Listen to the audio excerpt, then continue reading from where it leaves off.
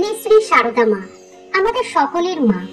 তার সরল স্নেহপূর্ণ অথচ ধীর গম্ভীর ব্যবহারে সকলে তার নিকট এসে নিঃসংকোচে যে কোনো কথা বলতে পারত। মায়ের কাছে এসে সকলে নিজের মায়ের মতো অনুভব করত। এমনকি দুর্বল, অধম, দোষী, পাপী মানুষেরাও মায়ের কাছে এসে স্নেহ গ্রহণ করত, আর তারা সমস্ত দুর্বলতা ও পাপ থেকে মুক্ত হয়ে অনাবিল আনন্দে জীবন যাপন করত। বন্ধুরা, মায়ের মধ্যে এমন কোন গুণ যার প্রভাবে দুর্বল, অধম ও দোষী মানুষেরা বিপদগামী না হয়ে সুপথে চলে আসত? সেই বিশেষ গুণটির কথাই আজ এই ভিডিওটিতে বলবো, যেটা জানার পর আপনার জীবনে পরিবর্তন আসবে, আর সেই পরিবর্তনে আপনি ও আপনার প্রিয়জনেরাও ভালো থাকবে। চলুন জেনে নিই। মায়ের বাড়ি জয়রামবাটি। সেই গ্রামের কাছেই ছিল শিরোমণিপুর গ্রাম।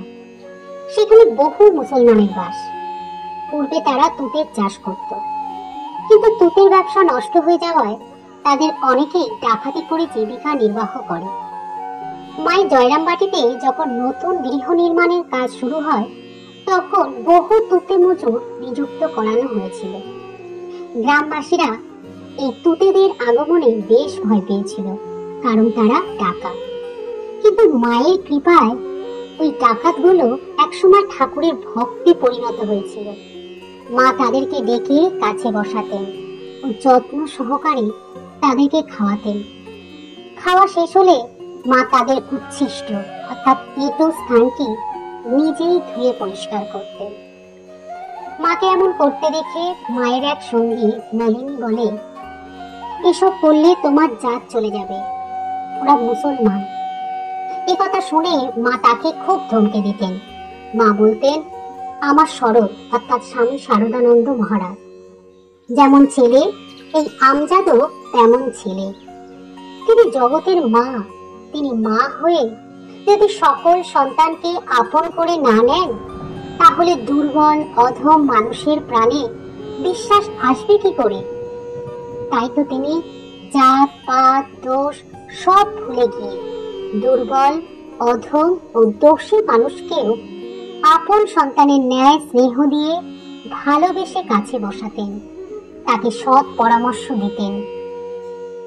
মা বলতেন, দোষ তো মানুষের লেগেই আছে, কি করে যে তাকে ভালো করতে হবে তা জানে কজনে।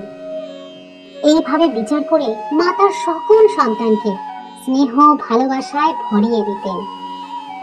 বন্ধুরা, এই প্রসঙ্গে একটি যুবতীর কথা বলি, শুনুন। একবার এক যুবতী অনেক খারাপ কাজ করে মায়ের শরণাপন্ন হলে মা তাকে কাছে টেনে নিয়ে বললেন, আচ্ছা, যা করেছো করেছো, আর করো না, আর তোমার সব পাপ রাশি আমি গ্রহণ করলাম। এই বলে মা তাকে মন্ত্র দীক্ষাও দিলেন, যাতে তার সুমতি হয়, কোনো খারাপ কাজ যেন আর না করে। বন্ধুরা, আজকাল অনেকেরই সন্তান বিপদগামী হয়ে যাচ্ছে, তাকে সুপথে আনতে মায়েরা ব্যর্থ হয়ে যাচ্ছে। এরকম পরিস্থিতিতে শুধুমাত্র মা শারদার বাণী যদি তারা স্মরণে রাখে, তাহলে তারা খুব সহজে তাদের বিপদগামী সন্তানকে সুপথে আনতে পারবে। এই প্রসঙ্গে মায়ের একটি গুরুত্বপূর্ণ বাণী বলি। মা বলতেন, আমার ছেলে যদি ধুলো কাদা মাখে, আমাকেই তো ধুলো ঝেড়ে কোলে নিতে হবে। বন্ধুরা, মায়ের এই মাতৃসুলভ স্নেহ ও ক্ষমা, এই দুটি গুণ দ্বারাই তিনি বিপদগামী সন্তানকে সুপথে আনতেন।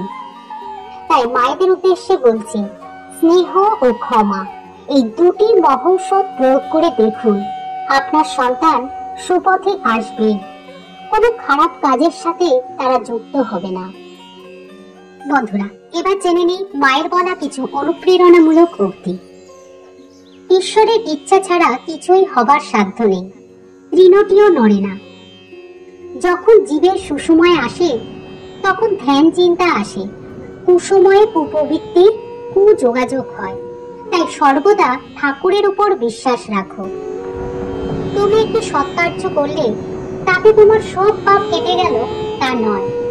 মন প্রাণ দিয়ে ধ্যান, জপ ও ঈশ্বর চিন্তায় পাপ কাটে। ভারী সাবধানে চলতে হয়। প্রত্যেক কর্মের ফল ফলে। কাউকে কষ্ট দেয়া, কটু কথা বলা ভালো নয়। যার শুদ্ধ মন সে সব শুদ্ধ দেখে।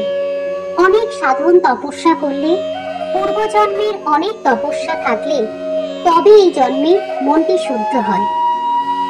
যদি শান্তি চাও, মা কারো দোষ দেখো না, দোষ দেখবে নিজে। ভালোবাসায় সব কিছু হয়।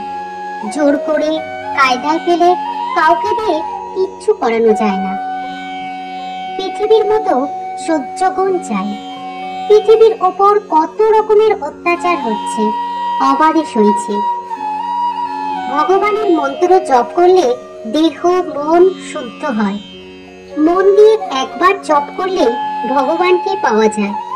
অস্থির মনে বহুবার জপেও ফল হয় না। কর্মের ফল ভোগ করতেই হবে।